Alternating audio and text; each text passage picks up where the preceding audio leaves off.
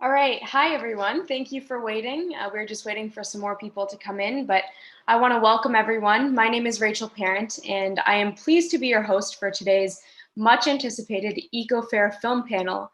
And this is a part of the 2020 Eco Fair Toronto. The Eco Fair has been held at the Toronto's Winchwood Barns for over a decade now. But this year, for our 12th year, the Eco Fair is being held as a virtual event. So you may be joining us from Toronto or elsewhere in Ontario, Canada, even internationally. And I want to say a big welcome to everyone who is here today and part of this event. The event that you'll be enjoying today is part of a 4-week countdown to the start of a green new decade. As we know, climate scientists have given us 10 years to turn things around. No pressure. But at the end of the day, there are solutions. There are amazing people and groups out there who are really trying to do the work and make sure that we leave this earth a better place for the generations that are yet to come. And that's why we're here today. We're here to address the problems, but we're also here to address the solutions, to celebrate these achievements, to learn more about what we can all do, and at the end of the day, to be inspired to take action. We also are very excited about this program and want to thank all of the organizers, the presenters, the volunteers who have made this happen. And I want to thank every single one of you who is joining us here today. At the end of the day, without people like you who are interested in the environment, interested in climate, interested in making the world a better place for the generations that are yet to come, we would not have events like this. And we would also like to begin by acknowledging and thanking the Indigenous peoples of this land. We are hosting this event today from the traditional territory of many nations, including the Mississauga, the New Credit, the Anishinaabe, the Chippewa, the Haudenosaunee, the Wendat peoples, and it's now home to a diverse First Nations, Inuit, and Métis people. We also acknowledge that Toronto is covered by Treaty 13 and the Mississauga of the Credit. And today we respectfully offer this land acknowledgement as a way to recognize the enduring presence and resilience of Indigenous peoples, and also to respectfully acknowledge that just talking about it is not enough anymore. We need concrete, solid action and allyship. And we ask every single participant today to reflect on that, to reflect on our accountability to these relationships and how we can be doing better. Now, the event today, we're really excited, and I want to thank you again for joining us. Together, we can make this a green new decade, and now it's time to celebrate, to learn, to enjoy, and to take action together. And that's why I'm really excited to be introducing all the panelists that we have today. First of all, my name is Rachel Parent. I'm the founder of an organization called Kids Right to Know, and we have focused on health issues, environmental issues, climate change issues, all relating back to our food system for 10 years now, which is absolutely incredible. And that's why I'm so excited to be introducing everybody else on this panel, because the work that they do inspires me and inspires thousands of others around Canada and internationally. So let's get into it. Our first panelist is Aminah Attar. And Aminah is an undergraduate student studying public policy and environmental studies at the University of Toronto. And she is the weekly actions coordinator for Fridays for Future Toronto, with her interests actually being in interfaith environmentalism. And she works to ensure that the voices of the most vulnerable are being prioritized in the environmental movement, which is so incredibly important because diversity has not been included in these discussions for far too long. Now, the second person that we have on our panel is Kasha Sequoia Slavner, and I am lucky to have known her for many years now. Kasha is an incredible filmmaker, a photographer, a writer, a passionate global youth leader, a social justice advocate. She's the founder of the Global Sunrise Project, and that's a youth-led social enterprise that creates positive impact media. Our third panelist today is Ruby. And Ruby Swartz, and she is an 18-year-old activist from so-called Toronto, and she is a core organizer for Fridays for Future Toronto, as well as a member of Climate Strike Canada. She's been involved with Fridays for Future for over a year, and she founded the Toronto High School group, actually. Most recently, she coordinated volunteers, organized logistics for the September 25th Day of Global Action in Toronto. So I want to thank you all for being here, for doing the work that you do. You inspire so many, and that's why it's important to have these conversations, to be open, to include more people in this conversation as well, to broaden our horizons. And that's why we'll be talking about the film 2040 today. We're going to be talking a little bit more about what we thought about it, who this film is serving best, who is being invited into the movement, what the messaging is, what could have been done better or worse. And with that being said, I'd like to go ahead and show the trailer, and then we'll get a little bit of an insight of what each of our panelists thought about this film. My name is Damon, and this is my daughter Velvet. Her major concern right now is the elusive art of sleep direction. But soon, she'll have to face a rapidly deteriorating environment. The ice sheet is now melting faster than the scientists predicted. I think there's room for a different story, a story that focuses on the solutions to some of these problems. So in 2040, what will the world look like for our daughter if we just embrace the best that already exists? Instead of having governments that are reacting to disaster, we need governments and businesses that actually take us off in a different direction. Maybe it's farming, or it can be energy, it can be housing, or empowering girls. I'd like to see deforestation being stopped. Oh, that would be so cool. That'd be awesome. Just be respectful to Earth. Imagine, Velvet, we've adopted regenerative practices like phrases, pulling the carbon into the soil and making it healthier. That's right, yeah. And we embrace efficient local energy. Bangladesh has 5 million solar home systems. They have that power in their own hands. This is bringing people together. But here I am sitting on an aeroplane that is spewing out carbon. You can't help but be a hypocrite because our entire system is built on fossil fuels. What were you guys thinking? Well, sometimes we weren't.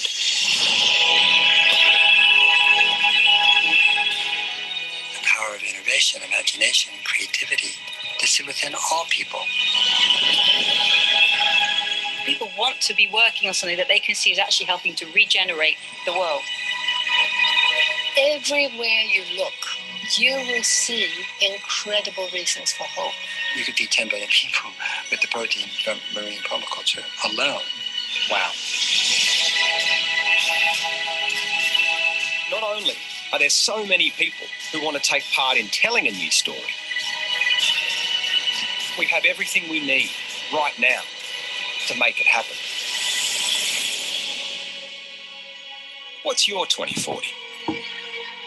I just want the future to be good. That was our trailer, and I think the film very much focuses on the positives of what's going on in the world, which is incredibly important as well. We see a lot of the negatives happening, and oftentimes people can become overwhelmed with this magnitude of issues surrounding them. But I'd also like to get your thoughts and perspectives on what you thought about the film while you were watching. And maybe we'll start off with Aminah to see how you felt about it, the positives, the negatives, what you would have liked to see more of. Go ahead. Yeah, thank you so much for having me here and for that wonderful introduction, Rachel. I could not be here without the immense support from so many people and also some organizers who are here. So my initial understanding of the film is that there are really two sides that I see. There's I have this strong appreciation, and then there's also a bit of a disappointment. So I want to start off with what I thought was really wonderful. There's this ode to the younger generations today, and the director, Damon Gameau, really constructs that quite well. And that emotional touch is a reflection of a right that younger generations share, and generations who live today, is a right to a livable future. And it was incredibly important to me to watch this documentary, because now I'm seeing someone who's older than me imagining and actively building a better world and trying to bring some sense of security, and that's incredibly important. Now, the second thing I really appreciated was the simplicity and the accessibility brought to the climate crisis by the use of amazing visuals and language and explanations that can reach the average person. So personally, there's a concept that is always befuddled me. It's like donut economics. And when watching the film through playful imagery, using a Monopoly board, it was something that I was able to understand much better. So I really do think that this film is for people well immersed in the organizing work around climate action. And I do also think it's a film for people who just want to dip their toes in as they're being confronted by a rapidly changing world and all the negative in the media around the environmental crisis. Now, that being said, the documentary was not without its flaws for me, as it dives into seaweed, marine agriculture, community resilience in Bangladesh, communal transportation. It missed or it neglected a serious cause of the climate crisis, which is the exploitation of the most marginalized. And there was an opportunity here to cover the positives, which hopefully I'll be talking more about, just to cover the really beautiful stories that happen around the rights, the work activists are doing, the work Indigenous peoples have actively engaged in as stewards of the land. And that's something I look forward to discussing more. Now, because of that strong absence, the 2040 that Damon Gamo imagined isn't exactly my 2040, but I don't think that's the point of this movie. The point is, connecting to the problems we see around us and connecting to the solutions, and trying to imagine a better world. And I think it really helped me personally to start thinking more in that manner. But I think that wraps up my first take, and I do look forward to sharing more of my thoughts and hearing other people's thoughts. Absolutely. And Faria was actually just linking in the chat about different Indigenous solutions and knowledges that could have been harnessed by the filmmakers. And I think that's an ongoing discussion that can be had, because there are many solutions that have been brought forward by Indigenous communities for centuries that have simply not been listened to by the colonial point of view. Next, I want to switch to Kasha and see what your perspective is. I want to say thank you so much for having me, and I share a lot of the same sentiments as Aminah expressed. With my experience in positive impact media, something that I understand is that there's quite a delicate balance to strike when you're trying to craft narratives that are both meant to inspire audiences into action, but also do justice to the weight and scale of the issues on a global scale as well as a local scale. Something that I found quite impactful about the film was that the idea of going out and searching for solutions that already exist gives us no excuse to say, it's just not possible. There's no solutions to solve the climate crisis. We need fossil fuels. We need to be dependent on these systems that have been entrenched in our societies for a long time. So that was something that I admired about the film. And I agree that maybe the film isn't for necessarily, well, I wouldn't say it's not for seasoned hardcore activists, because sometimes we need a little refresher to remind us what we're working towards. But I think that it is very valuable for those people who disengage from the climate movement because they feel alienated by the intellect and the, I guess, the discussions that kind of happen at a higher level when you have a knowledge base from working within the climate movement. So to pique somebody's interest so that they feel excited to work towards the future, and then maybe they take it upon themselves to learn about the impacts of colonization, capitalistic structures, environmental racism, and the impacts it has on climate injustice. It's a good first step. So I would say that that's my general sentiment towards the film. That's great, thank you. And I'll jump to you next, Ruby. I want to just repeat what my two other panelists said and thank everyone for being here. I really liked that the film talked about solutions. I think a lot of the time we're too entrenched in what the problems are and not entrenched enough about what the solutions are going to be.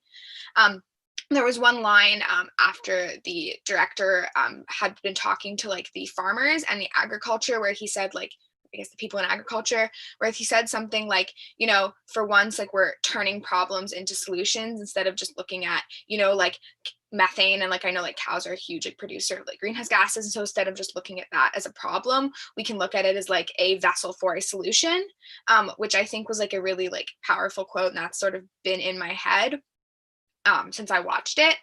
I think the thing for me that this film missed out on was like the barriers that exist for implementing these solutions. It talked a lot about all of these great solutions that sound great in practice, but like, why are they not already being implemented if they exist? It's because there are societal and systemic barriers. So for example, like the first one he talks about with like the microgrids, he even says in the movie that like that is illegal in many countries because the energy industry in many countries is monopolized by companies who want to make a profit. And so without, dismantling the systems that create that, we're not going to be able to create these, environmentally friendly grids. And so I think overall, like that's sort of what this movie like missed out on, is like, what are the barriers that caused us to get to the point we are, and like what are the barriers that are preventing us from solving the climate crisis.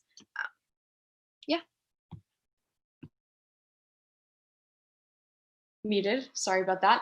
And you were mentioning the solutions, and I think that's really important. That's what this entire documentary is focused on. And what solution particularly stuck out to each of you as something that could be doable, or what was the most inspiring solution that stuck out? And I'll start with Aminah. Yeah, thank you so much, Rachel. It was interesting to also hear the initial insights of my fellow two panelists. The solution I think that stood out to me was the change in agriculture. And the reason was that there was the profit incentive. Now there's a profit incentive around all these transitions as well. And it's a little upsetting that it has to be a profit incentive, but that's more of a conversation for later. But what made it so inspiring and doable was the scene where they set up 3 different pots or like containers of soil. And the director, along with the farmer, they poured water on each, and soil that had multiple different vegetations planted on it versus soil with fertilizer and different chemicals, and like soil with just like a monoculture, like just one plant planted. And it was so beautiful to see how well the soil held the water. And how promising and easy of a solution that was. And I think that was the most inspiring or doable solution to me. It made me reflect on my own backyard. It made me reflect on my own planting habits. And, like, I don't know, a year ago we had a chemical spray to take away all the weeds. And I think there's like personal touches that make it more doable, and then you can also relate to the larger scale of things. So I think that was the most inspiring bit to me. Regenerative agriculture has become such a big movement, a push towards healthier agriculture and more accessible food for everyone. And of course, all of these are connected. So I'll jump to Kasha next to see what her solutions were. Right. I would say in terms of how doable this is, we've kind of discussed the solution as being a little bit more difficult to implement, which was the democratization of energy. So the example that took place in Bangladesh, where there was energy sharing solar grid systems where people could prepay for their energy and take their energy from other existing solar panels. I thought that was interesting and highly important because of the resilience building, I guess, that needs to take place in communities that are becoming most affected by climate change, where there's a lot of natural disasters happening every year. It's almost kind of it's not, we can't take for granted that these disasters are already happening, and that they continue to affect the communities. So decentralizing the energy source so that nobody's dependent on one larger system, I think was quite interesting to me, and I would hope to see that implemented in the future. And Ruby, I'll jump to you next. I'm going to agree with Aminah on this one. I also felt that like the discussion about like agriculture was the most inspiring to me. I think a lot about like how far most of my food comes from and the amount of like carbon that's spent just like bringing my food from somewhere else to here, rather than like, like local food, which does not need to be, taken thousands of miles. But I also found the part of that where they were talking about, that so much of the agriculture and like food we produce is used to feed animals things that they don't naturally eat.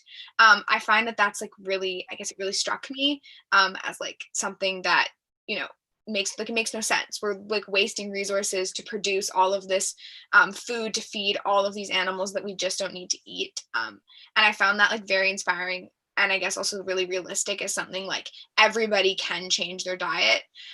We talk a lot about that, we need to solve climate change like through these big system changes, which is so true. And like but also like that is so like something that everybody can do to sort of help contribute, is to, eat less red meat. Absolutely. And everyone has a part to play in it. And it can be institutions and it can be individuals together at the same time that change. So something to work towards. And perhaps that's also a point of view. The film is very much focused on positive narratives. And I was curious how you felt about the framing of positivity and only focusing on that, and where the director came at it from this positive point of view. And I can go to Aminah first.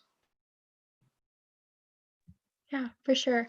I want to first comment on a comment that one of our participant made. So I think Sanjan said about the capitalism system that only benefits the richest, and that was like the line of thought I was going in. Something that has profit but is equally supporting something more grassroots and sustainable in the way that in the distribution of money. Now, going back to the story, going back to the question, I am so here for it. I am here for the positive narratives. I am here for joy. For me, the beginning of the film was like a breath of fresh air. These positive stories are so important because they are part of our healing in dealing with this crisis. Now, as a youth, when I think it was in second year in university, so like a year ago in university, when I started like dabbling into more like environmental activism, and the sheer intensity and the insanity of this crisis, it just like everything fell on me. And I was like, this is a disaster. And it was, it's a dark place to be in. And it's so easy to become anxious. And these positive narratives are important in a healing process. And I do think it's like, first you recognize the problem, and then, some people say, oh, well, after you recognize it, you go to doing something about it. And I think there's an important step in between of reflecting and of healing and of processing, and in placing yourself in something that's so large. And I think the second part of your question was, where do you look for positive stories, and what positive stories can you tell? And the positive stories, I think it's a little bit related to the pandemic, but because of the pandemic, I've been having more conversations with my family, and I'm not running around as much. It's more like at home and doing everything from home, and having people approach me, people who I would never have thought to be so engaged when they're thinking, well, my city was just hit with a flood, or I'm noticing this, or now I'm concerned. And having people who you never thought would be interested. Now, like, I'm seeing a shift in the public conscience, and I'm seeing people actively take that step, and I'm no longer the person initiating the conversation. And I think that's where we want to go, and that's, I think, it comes from some fear, and it also comes from some hope. So. Absolutely. Kasha? I'm going to say this again. I really do resonate with everything that my other panelists have said. I think that we really do need to reestablish a balance. It's like a fine ecosystem in itself, the climate movement, working towards the future, but also being focused on the present and what we can do in this moment as activists and advocates for climate justice is really important. So I think that those narratives are highly important to creating that sense of balance.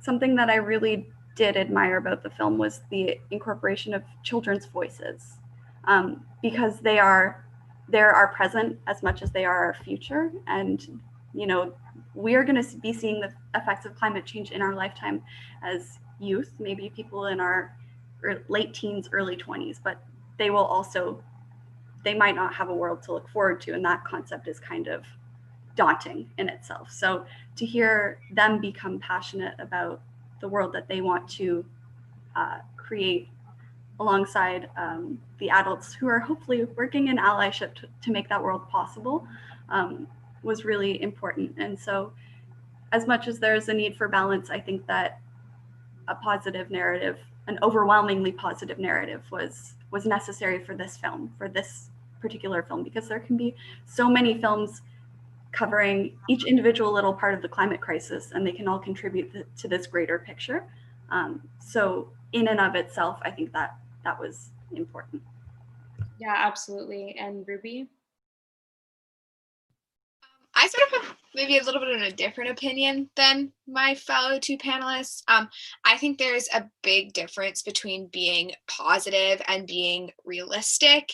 And I just felt like in parts of this movie, it was kind of out of touch with reality and out of touch with what is actually happening. It seemed like, I don't want to use the word optimistic, but it just seemed like an overly like glorified solution. Like, I agree that the climate movement is like, it's intense, and it's like really hard, and we have really hard issues to grapple with. And so I think, you know, we can find positive stories and positive narratives within this like really like challenging and difficult space. But at the end of the day, it's not all positive. We're not in a positive place. I mean, it is a crisis. And I just felt like at parts of the movie, there was no talk about like I keep coming back to like the barriers to make these things happen, and like the actual, like, how are we going to make these things happen? Like, what are we actually going to do?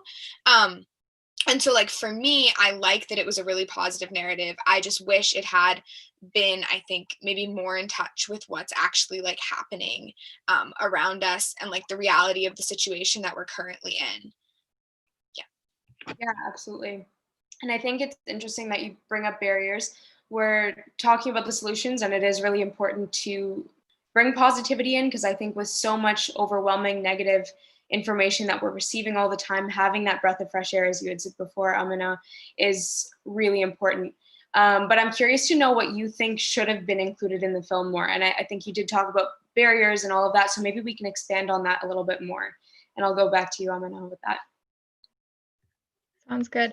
So I really appreciate Ruby, the comment Ruby you just made right now. Ruby, I agree with you.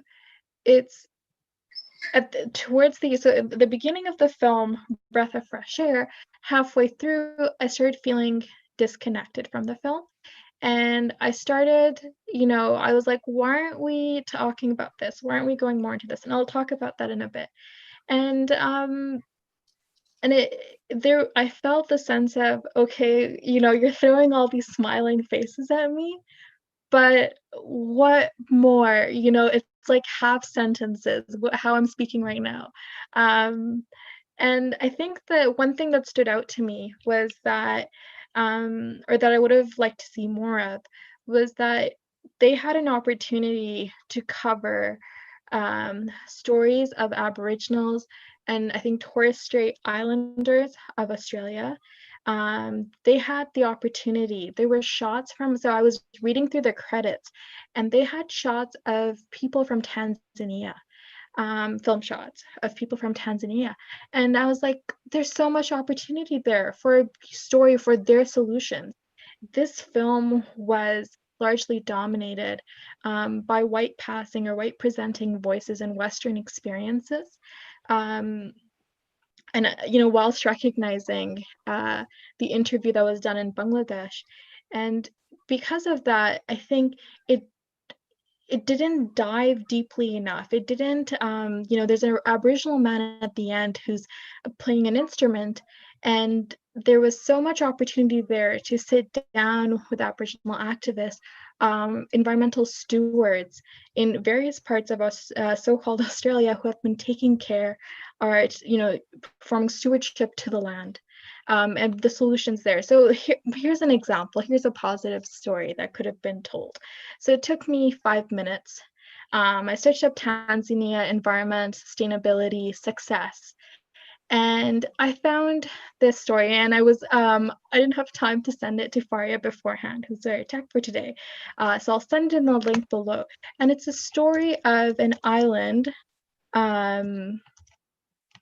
Oops, sorry, but I'll post it in a second. So it's a story of an island, which is seeing off the coast of Tanzania, which is seeing environmental degradation, less production of food. They're encountering all sorts of problems. And it's a story of regenerative agriculture. And it's a story led by indigenous Tanzanians. And I think there was an opportunity for the filmmaker, this quick search, to do the work and to show these stories, because it's been far too long that these stories have been neglected and these voices have been neglected. And that was something that I believe should have been an absolute going into this film. And I don't think it was right to miss these narratives. It is the job of a filmmaker, of a director, of a person who has, worked hard, received this opportunity to do this film, to recognize or go beyond the narrow framework and the narrow lens, let's say, and start and, not only show, oh, we visited this country, we talked to these people, but really dive into what are the academics from that area saying? What are the, indigenous stewards saying? What are the people just on the ground doing? Right? Not everyone's going to be a professor. Not everyone's going to have the privilege to have access to such titles, a salary.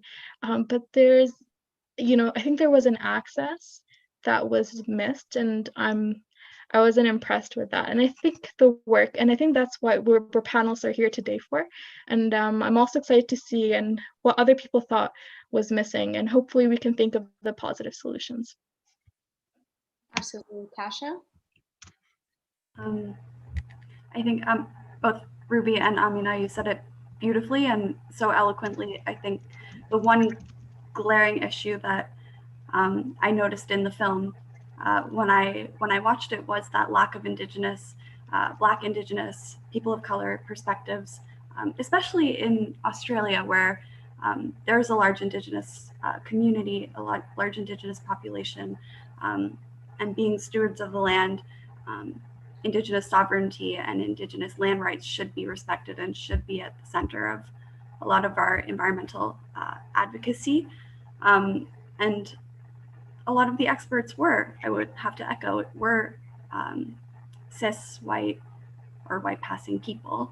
And we as white people have tended to co-opt the environmental movement when people who are most affected by climate change are seeing the effects first are people in the Pacific Islands, people of color, not just in developing nations, but here in our own backyard, in Canada, in the US. And so I think that was really a perspective that was missed. And when I talk about balance in filmmaking, we need that balance of perspectives. We can't paint a whole picture and paint a rose-colored glasses picture of the world and the solutions, when a lot of the solutions that are being crafted without consulting people who are most affected by climate injustice.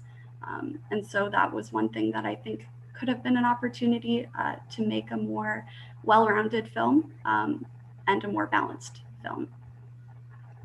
Ruby? In answering this question, I want to go to something that somebody asked in the chat, which maybe we'll all answer at some point. But the person was basically asking about whether we felt as though they should have touched on more topics, or if they should have taken away one topic and replaced it with the effects on minorities, etc. And so I sort of want to answer that in saying this, and that I don't think the issue was what they talked about. I think it was the way they talked about it. You don't need to remove one of the things that was said, but a good way of explaining it would be I'm going to go back to the like agriculture clip because I was a big fan of it. At one point, he was talking about returning to the land and returning to the old ways of using the land, which I thought was quite interesting considering Australia is 100% a colonial like entity structure country. Returning to the land, if you're returning to the land as a colonizer, I mean, it's not your land to return to.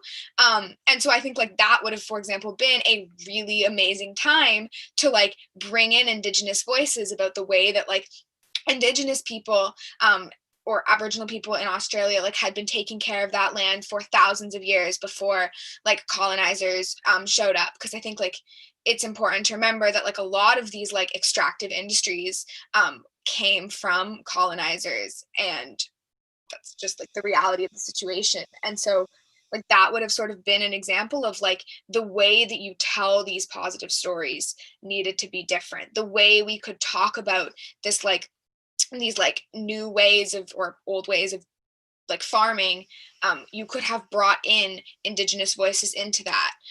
Or when they were in like Bangladesh, you could have talked about, well, why does Bangladesh have these systems? Because as a result of like capitalism and like the fact that like, you know, first world countries, Bangladesh is a country where like Bangladesh was colonized, but also like, you know, they produce a lot of the goods for North America and we exploit a lot of workers there. So they've developed their like infrastructures at a, you know, slower rate. And so they were able to create those microgrids because they didn't have access to power. They didn't have the privilege to have big power grids, you know, 10, 15, 20, 30 years ago. And so I think like the film could have sort of done the same things and said the exact same things and inspired and talked about all these positive things while still talking about like these other issues and like how we got there and what led us to these situations, and bringing in a much wider variety of voices and a much more like diverse group of people. Yeah, absolutely. And I think this is a little bit off the topic of the film as much, but our world has changed a lot over the past year. We have seen a global pandemic, and I'm wondering how you think people's perception of climate change has changed during a global pandemic, and if people are still just as concerned, if not more, about climate change during this time. I'll start with Aminah. Yeah, thank you for that question. Before I answer this, I do want to say that Ruby, again, you made a very important point about the incomplete narrative around Bangladesh, and they could have gone a step further. So I agree there. And I think one of the biggest changes I've seen is it starts with a silence, and I think the pandemic has allowed for a lot of things, a lot of very loud, whether it's some scandal or people actively engaging in outside things that don't permit them, whether it's going from work to 9 to 5 and then just being so tired and just like falling asleep. It's allowed people to actively engage in other topics that they did not engage in before. Examples include defunding the police. Examples include, you know, the work around anti-racism and people engaging themselves and taking the initiative. And it's also allowed for conversations or a greater highlight on all the natural disasters happening. People, you know, I'm still hearing thoughts and people thinking, you know, oh, climate change, it's like 5 years away, we're not here yet, but we are in the midst of the crisis. Just, you know, and I think it's harder to connect to it, but it's from the floods in Karachi and then the floods that happen in Sudan and the California wildfires and hurricanes. These happened in like a space of a few months, and things have just been intensifying. So, and people are noticing and people are talking about it. I was talking to a relative. So my family is from the city of Karachi in Pakistan, and I just casually mentioned, oh, you know that building that a relative owns? It'll probably be underwater in like 20, 30 years.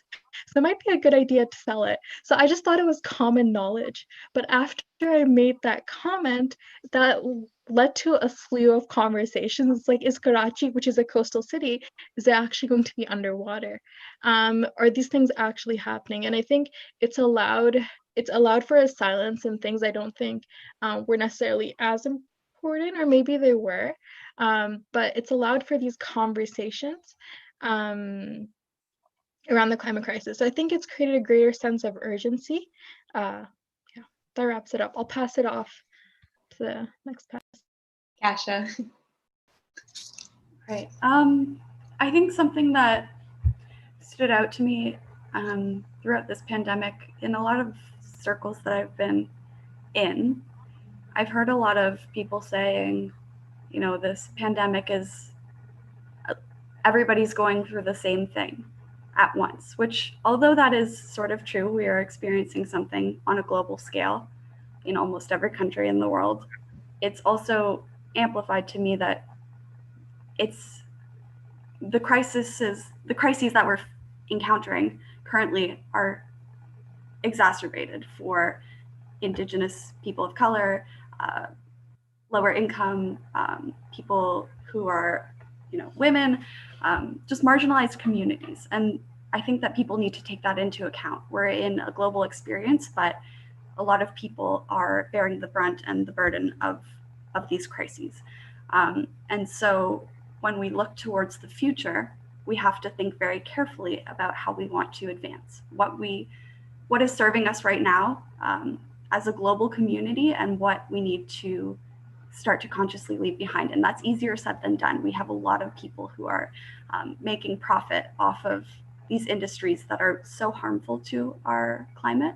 And I think that has come into conversation a lot, is how do we look towards the future, and what do we want to achieve as a global community, and also as Canadians, as people of Toronto, as people of Ontario, what do we want to achieve? And so it's given us a perspective. So I would say that is something I've noticed. Ruby? You know, I think for me that this has given me, I guess like COVID has given me a chance to actually conceptualize what a crisis is, what it looks like, and to see the way people respond to a crisis. And also like on top of that is helped me to understand what is actually our needs. You know, I was somebody who definitely, you know, like I liked going thrifting and I liked going and doing that. And like I haven't spent money or bought anything pretty much since the crisis started, like since COVID started. And it's really like, you know, my lifestyle's changed a lot. And like I've, you know, spent a lot more time with my like family, and like that's been really nice for me. And so I think like for a lot of people, it's like given them a chance to step back from like the sort of system and life we were in before, and like see what they actually need and what do they want, what do they really like need, if that makes sense. Like I'm trying to think of like another word other than need, but like, you know, like stuff, experiences, like what do we truly need? And I think that's good. It's sort of shaken up this like comfort that we were in, because comfort is not going to lead to change, only our discomfort's going to lead us to change things. And then I guess another sort of like positive narrative that I think is important to think about with COVID is that this presents us with a unique opportunity to make like actual solutions to the climate crisis. You know, we're gonna need some kind of like massive economic recovery plan. And this, you know, gives us this unique opportunity to implement like a just recovery that invests in like sustainable infrastructure and doesn't invest in like extractive industries.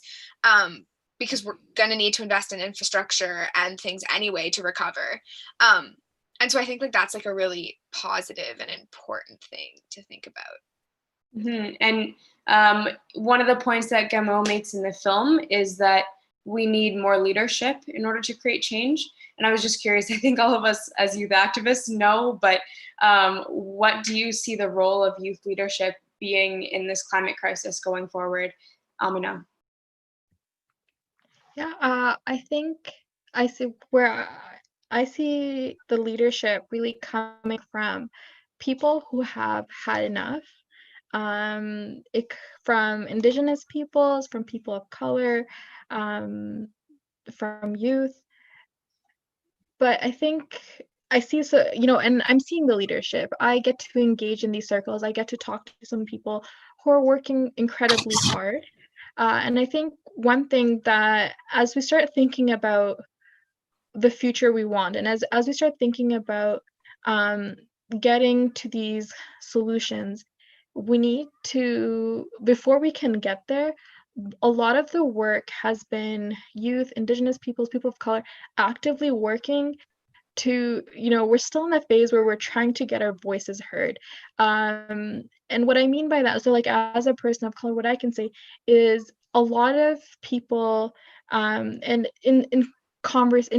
just like simple conversations, there is a hesitation to get involved in politics. There's a hesitation to engage with the system because, from my experience, my different experiences, the racism I've encountered so easily gets dismissed. Changes I want to bring up so easily get put down, sidelined.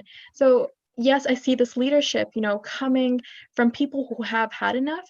But that being said, we're still in the stage where I'm trying to transform the systems that I can transform, the institutions, whether it's student groups that I'm involved in, so that they're more accessible and they're more of a space for other people of color who won't have to go through all the things that I have faced and I've had to deal with.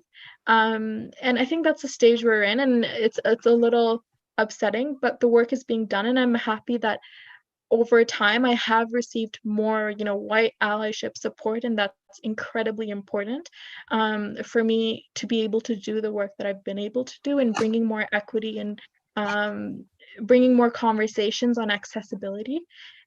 So I do see the solutions or the leadership coming from people who have just had enough. Kasha? I think leadership, I think that there's a lot of onus put on people as individuals to make the great systemic changes. Changing our diet is great, doing zero waste where we can, or reducing our waste is great. Not everybody has access to live those kinds of lifestyles. Not everybody has the money to live those kinds of lifestyles. And so where I see leadership happening is in partnerships. We as a youth-led movement, we need more partnerships from youth who are not involved in advocacy. We need more youth on board to join that mission, but we also need intergenerational allyship, because currently, although we are quite passionate and we will take to the streets and we are organizing, we're not in those boardrooms, we're not in those positions of power yet. And so we need allyship from people in those positions, and we need help and allyship to make those spaces safer for people of color, for Indigenous people, for people who have been mistreated and treated poorly by those systems and neglected by those systems, to be able to bring their voices to the table and advocate for the changes that we need.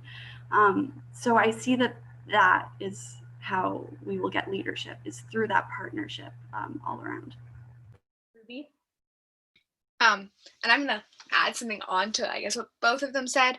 I want to acknowledge first that I am white. And so what I want to talk about is like leadership within existing systems, but I also benefit from those systems. And so it's important to acknowledge that like, I do also have to benefit from these systems.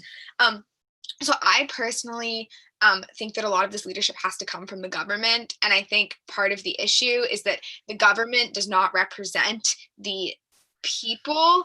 If you look at like the people sitting, in parliament, I would say most of the time they are older cis white men, and that is just not always going to be representative of the larger population and what the larger population needs, and especially the experiences of the larger population.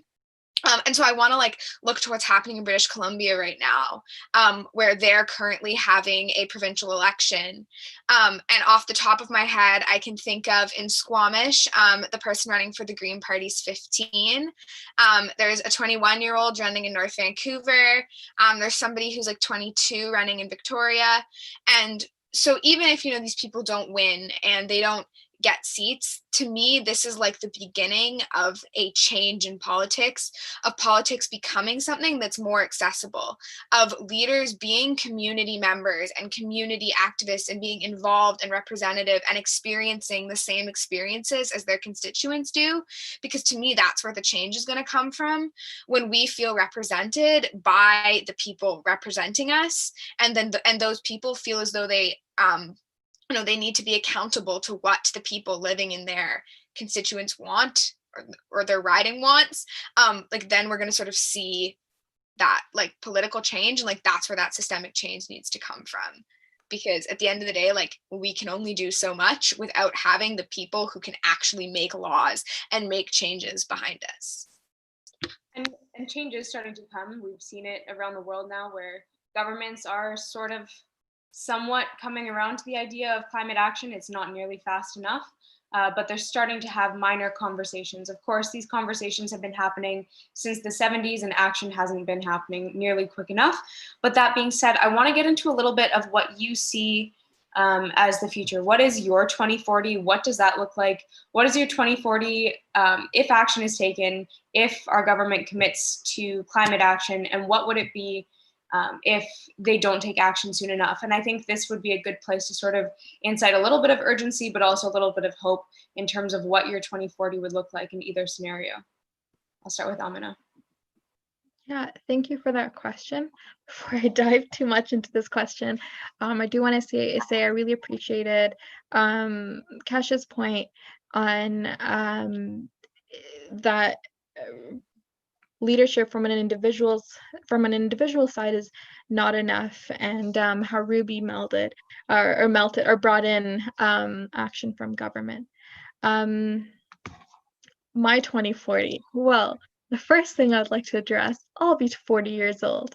And I think that's something I can imagine right now. And I know that the panelists were all around like the same age. And I think, well, one thing I do imagine myself doing is I know that we won't. I know that, you know, no matter what, there will be some problem if we somehow manage to address the climate crisis, or if, you know, like solutions are entrenched in place, and, you know, with community resilience and climate resilience is being built. I know that there's always something going on. So I imagine my 2040, if I think of myself, I imagine myself hopefully aiding my help and my work to younger generations to continue the cycle of supporting each other, of giving, and for allowing narratives to grow. So I think that's from an individual side, keep on supporting. And then the second thing, when I start imagining a 2040, is if my ideal 2040, well, my ideal 2040 is resources being given to countries who will be who are going to be more impacted by the climate crisis, to have these discussions, for educational systems to be developed in countries who have just been deprived of resources, hit by a pandemic, hit by the climate crisis. Like, I imagine a world where there's more equality, there is equity. I imagine a world where, you know,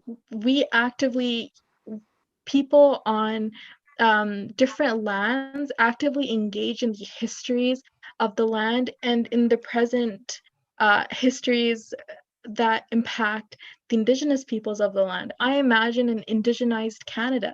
I imagine Canada, you know, implementing the demands or the recommendations of UNDRIP, which is the United Nations Declaration for Indigenous Rights. So really what I'm imagining here is like everything possible that I can fit into it. That is my 2040.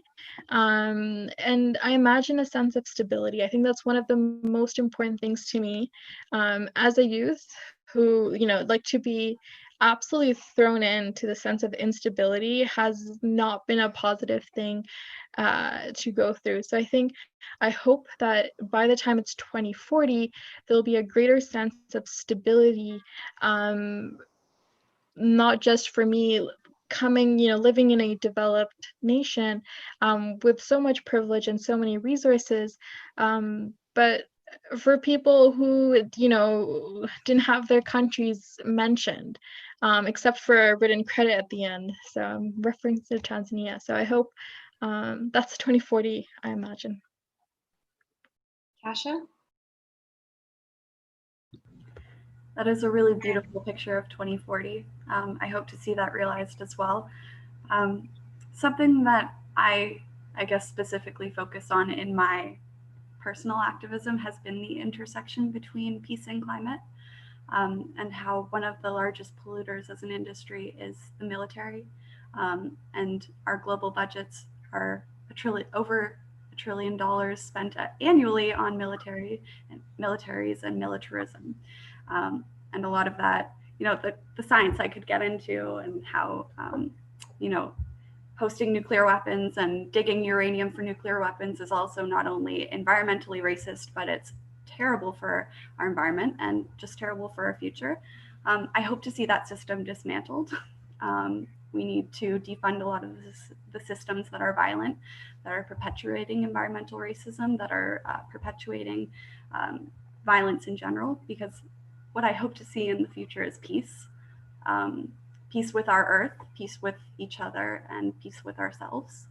And so I think that kind of encompasses my general hope for 2040. Of course, I would love to see healthy living ecosystems. I don't want to see our rainforests burning up uncontrollably. I would like to see, not as many, and if not any, climate disasters happening.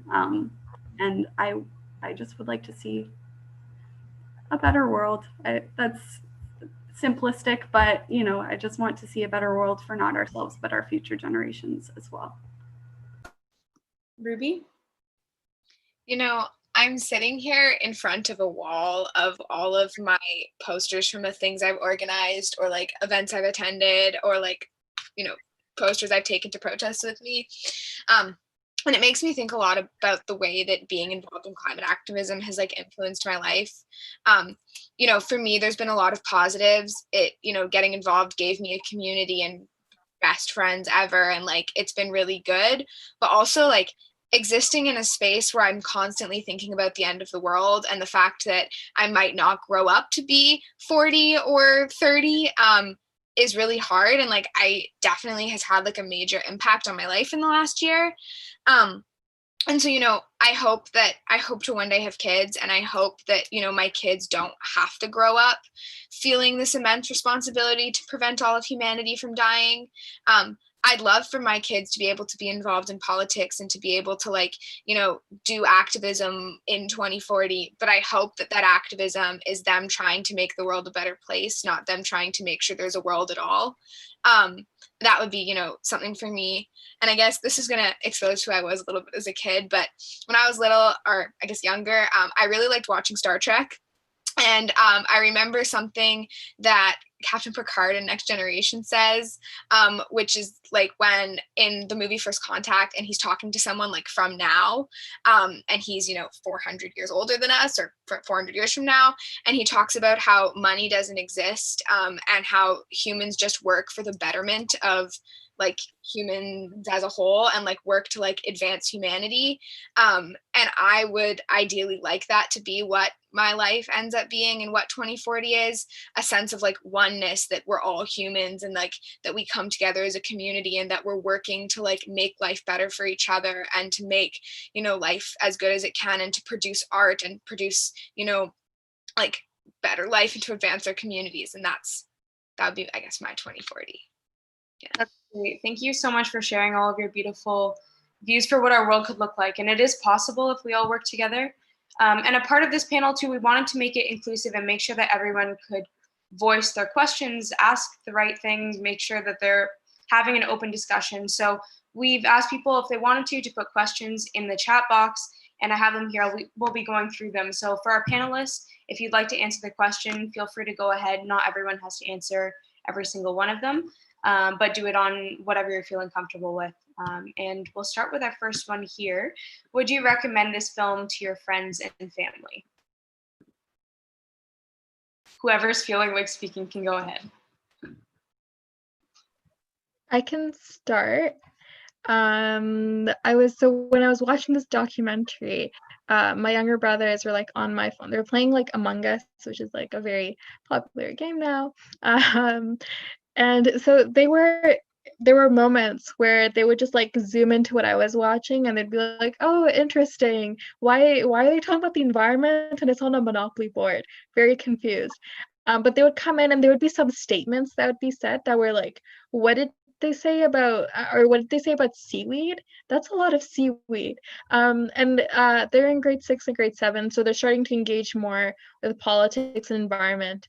So I do think I would recommend this to my friends and family because I kind of started seeing them engaging in some discussion, but it didn't totally get there. But I do think. That's great, thank you. Sure, Kasha. I would say I would also recommend it to my friends and family.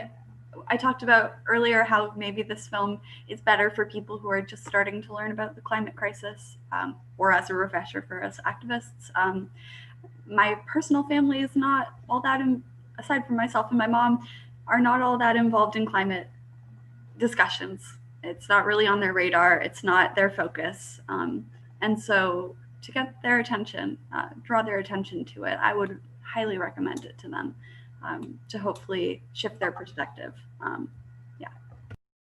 Absolutely. Yeah, so from now on with the questions, if you feel like answering, that was a great idea, Kasha, just give me a little hands up and then I'll call on you next. Our next question is, in regards to the documentary, not commenting on other issues, do you feel that it would have touched on a lot more topics, that it should have taken one topic away and replaced it with the effects on minorities, communities, for example? Or do you think that they focused on the topics they covered for a specific reason and others were left out for another reason rather than just neglect? And so that's the question that you answered before, Ruby. Go ahead. I guess I'll just reiterate what I said really quickly, which is that I don't think it's about touching on different things or not touching on the right things. I think that the narrative just needed to be said in a different way.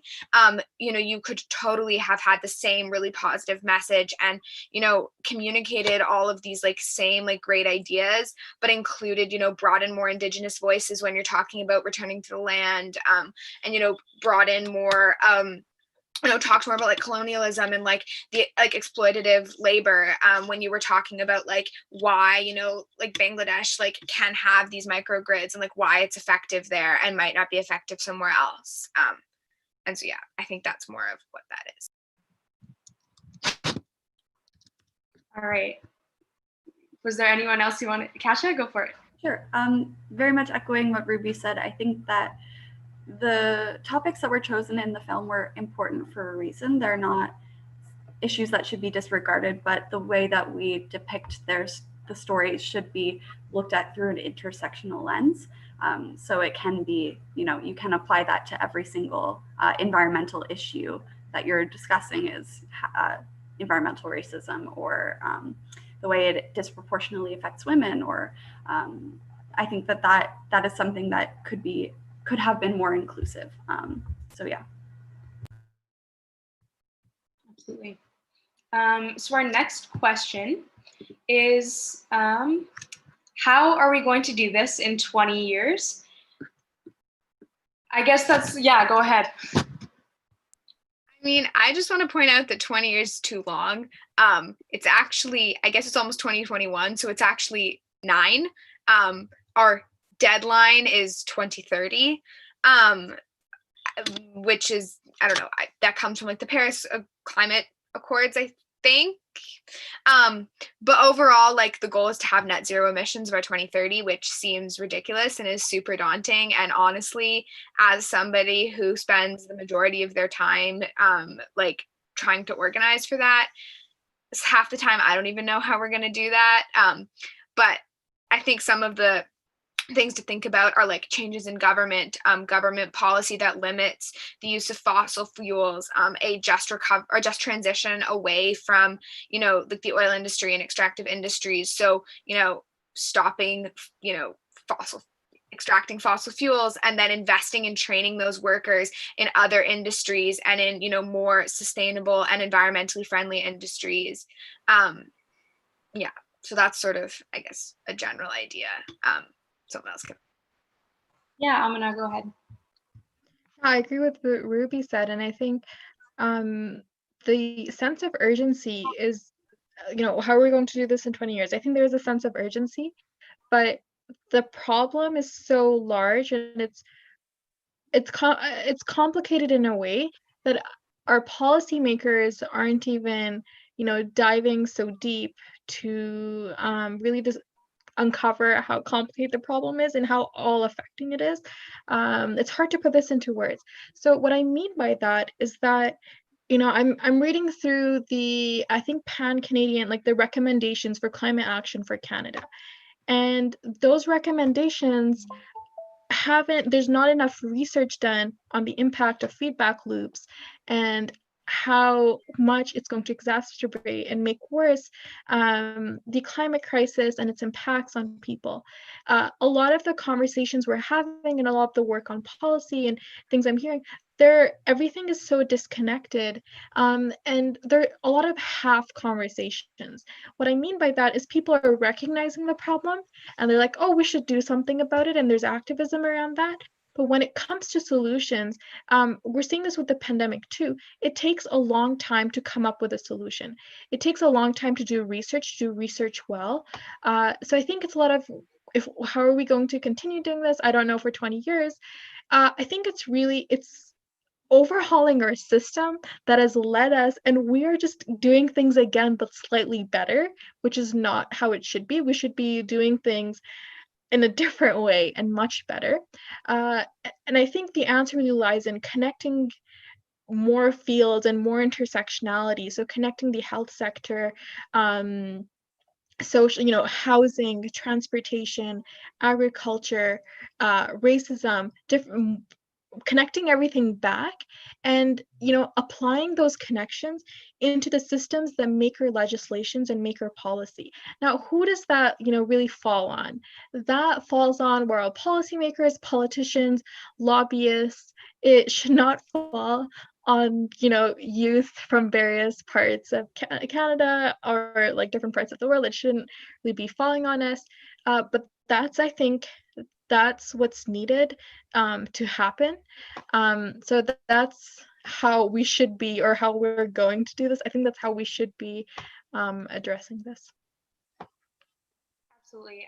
So the next question, I know that Ruby has to get going soon, so I was wondering if maybe I can direct this to her first, and then perhaps we'll say goodbye. And I want to say thank you for everything that you do. You are an incredible advocate, ally for people, for the environment. So the question that I think is important to address is, the person said, I hope that the panelists will talk about the real opportunities here in Toronto, GTA, Ontario, Canada, as sort of a bubble for people, specifically young people, to be engaged in projects related to mitigation, adaptation, and through an equity lens.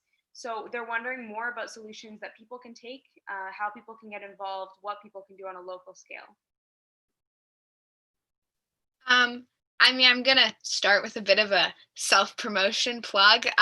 You can join Fridays for Future Toronto with me and Aminah. I think someone will send the link, but if not, you can just go to our website. It's fridaysforfutureto.org, and then go to the get involved. And then we'll intake you, and you can meet super rad and cool people. But also you have to acknowledge that activism takes a lot of time, and it is hard, and it is mentally difficult, and it's not always accessible to everyone. It's other things you can do to get involved is follow us and other climate justice groups on Instagram, because we're always posting things calling politicians, emailing your politicians, generally don't want to say harassing, but generally annoying your politicians, talking to them, even just having conversations like with your family and stuff, always a good thing. And then also like showing up to events, like show up in solidarity with land defenders, show up to like climate strikes, show up to like the rent strikes that have been going on, like show up and be an ally. And I guess like that's what I want to leave people with as I go, because I'm moving tomorrow, so I need to like finish packing so that I can move. But I guess the thing I want to leave people with is the idea of like, you know, we need these big systemic changes, and every single one of us can contribute to them. Even if you're young, is get involved with campaigns, as someone just said in the chat, join groups, show up to events, just talk to people. Any little thing you can do is going to help. You know, we all started somewhere, all three of us, you know, started somewhere, and now we're here. And so just start. Yeah, so I'm going to. You're muted now. I'm going to leave with that. Thank you so much to everyone for having me. So sorry I have to go, but yeah, I gotta. Thank you, Ruby. Go pack. So, bye. Bye. So I can jump to the other panelists now if you're interested in answering the question. What people can do locally. Sure, Aminah. So I think to youth, echoing the same message that Ruby just imparted, I think an example that I can give that, and it was the first time that I felt like I really connected with the politicians or like the policy making process was, so I emailed a bunch of politicians, whoever would answer me, and I was like a youth wanting to meet, all caps, in the subject headline title, and I got to meet with an MP from Scarborough, so Salma Zahid, and I believe she chairs the immigration committee, and I think it's like, so you connect to your politicians, and then you kind of start to, I think, reflect after that is like, how can I make, don't just go in with a message on like, we need climate action now. Okay, so her work is around immigration. How can I bring environment, migrant rights into this conversation? And because of the conversation, instead of just giving her a spiel of what I want, and then her giving me a spiel of the liberal agenda, it was me questioning her work on our committee. It was me asking about the immigration policies. So I think if you want to engage or see change, I think a lot of it is a little bit of research. This was, I don't know, it didn't take that much research. I think I visited 3 websites on the work happening around environment and migrant rights, and that's something I was not acquainted with. And then I brought up some of the solutions and asks directly to her. And I was so proud because she took notes of what I was saying. And she was like, I'll bring this up to my co-chair, and then we might have a discussion around this. And then what I brought up was about granting more rights to our migrant workers here in Canada, because they have not had access to our healthcare system. And our migrant workers, we have had some deaths from COVID-19, which has been quite terrible. So I think my message is like, connect well. Don't throw yourself completely into something without knowing exactly what you're doing, because it'll just take your energy. Do things well balanced. There's a community around you. Reach out. We're here to support. So yeah. Absolutely. Yeah, Kasha, go ahead. One piece of advice I would say is also to consider what skills and talents you already have, because we need multi-sector kind of advocates.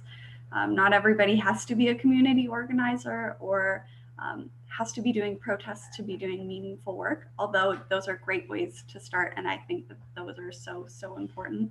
I think that, if you're an artist, that's great. My place in film, it's taken me a long time to accept that that is just as valid as a form of activism.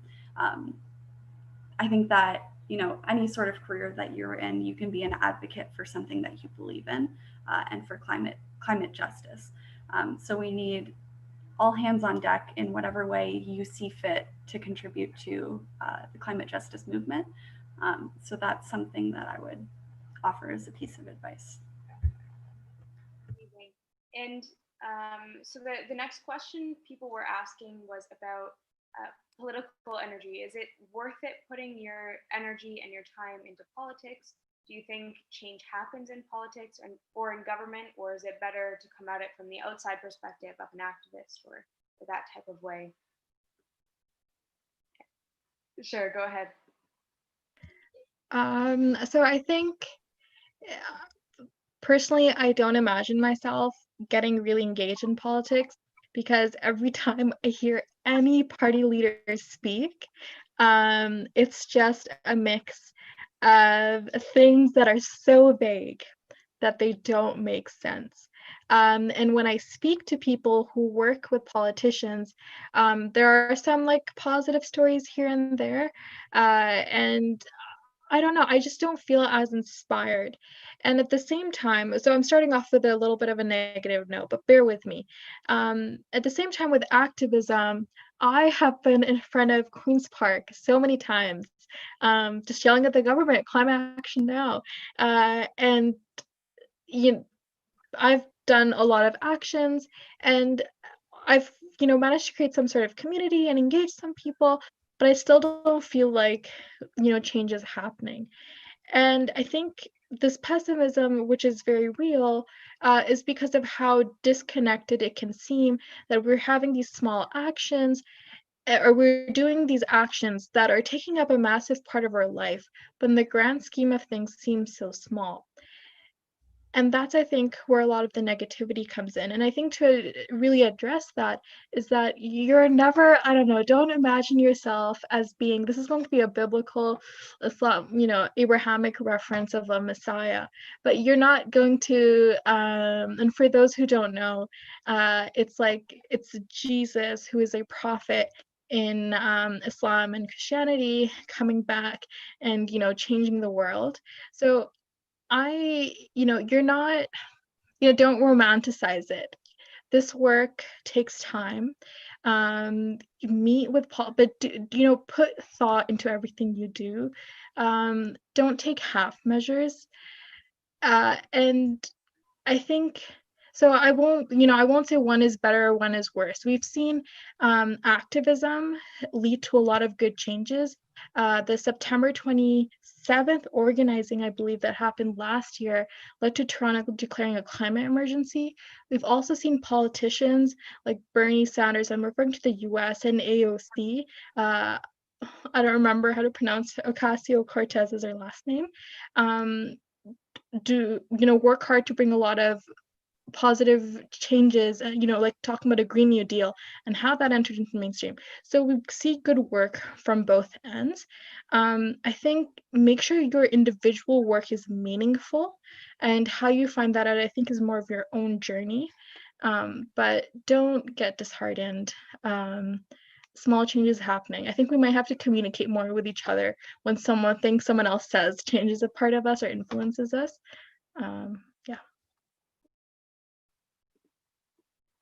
Okay, so the next question, do you think the additional segment on successful government action would have been helpful in the film, not just about technical solutions, but about political solutions as well?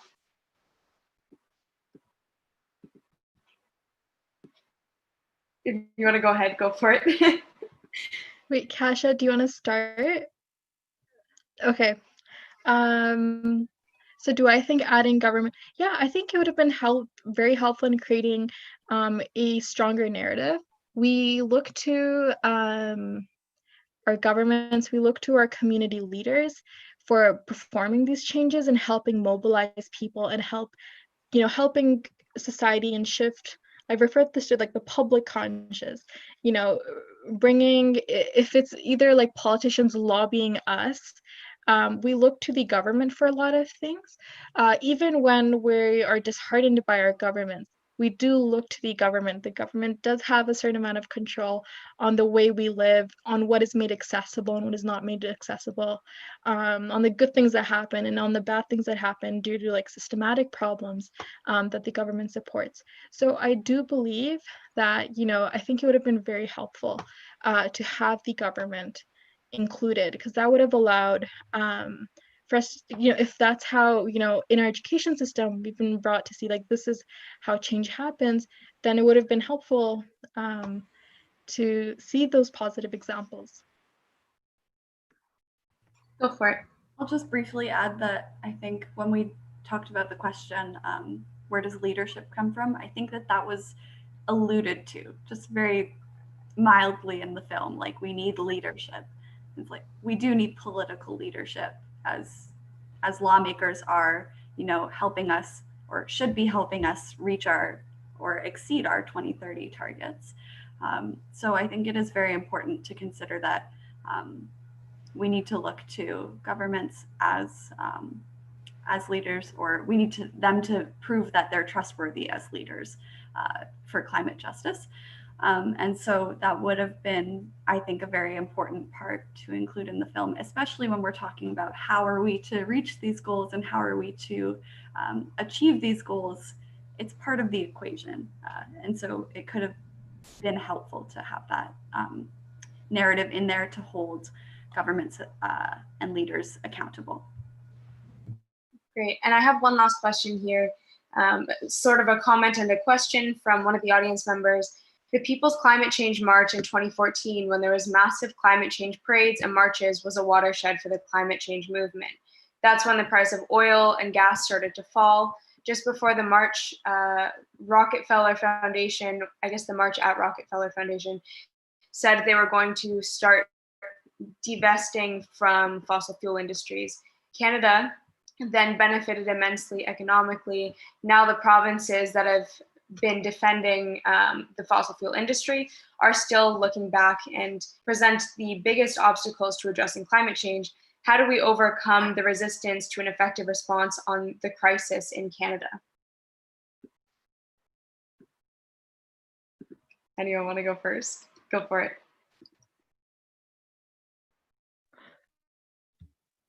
Okay, I can speak now. So I'm actually in Edmonton, Alberta right now, and I think that might have been an illusion. So Ontario, we have pushback on the carbon tax, Alberta too.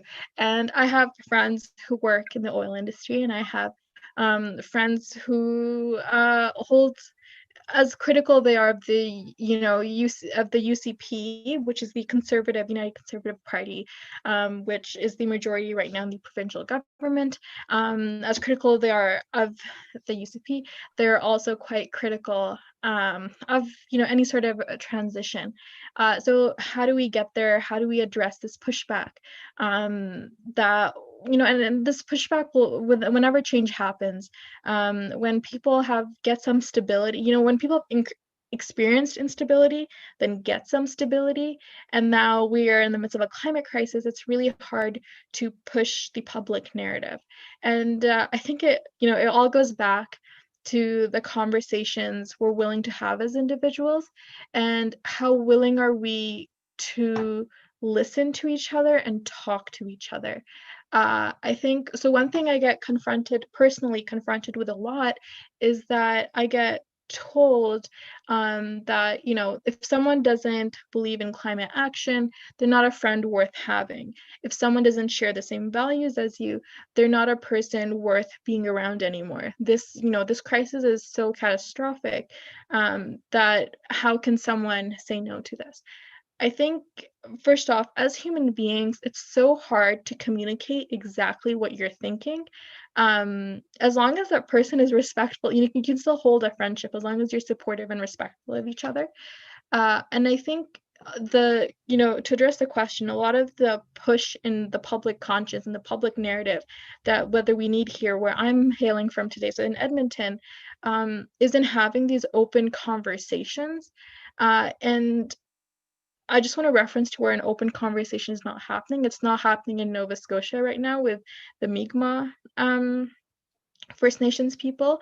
I think there was a fire lit. There have been some on someone's lobster's pound.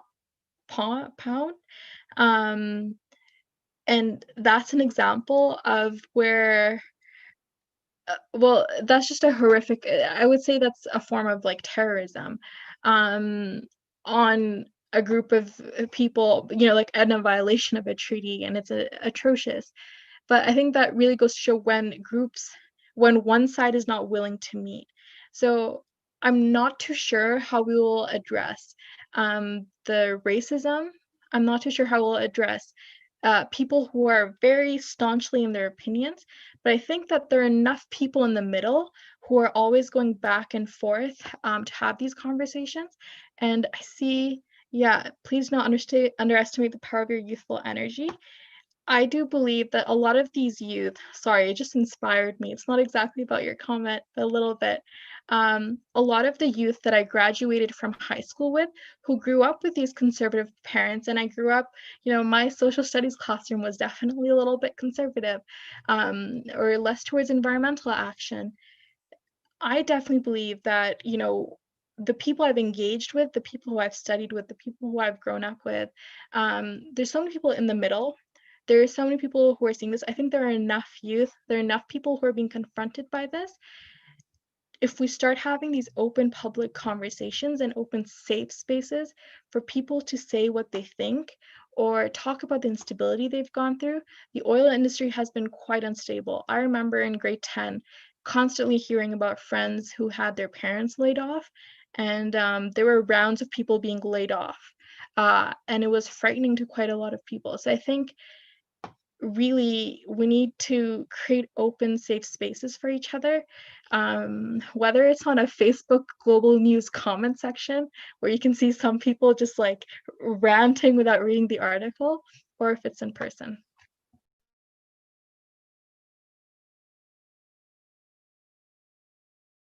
I'm muted.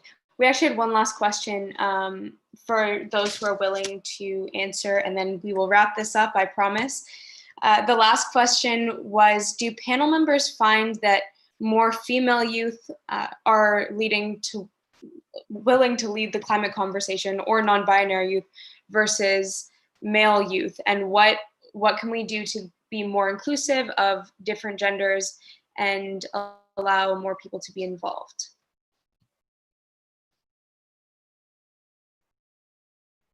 Any responses? If not, I think simply opening the doors and allowing people to, I think there's also this culture of toxic masculinity sometimes that comes through with activism.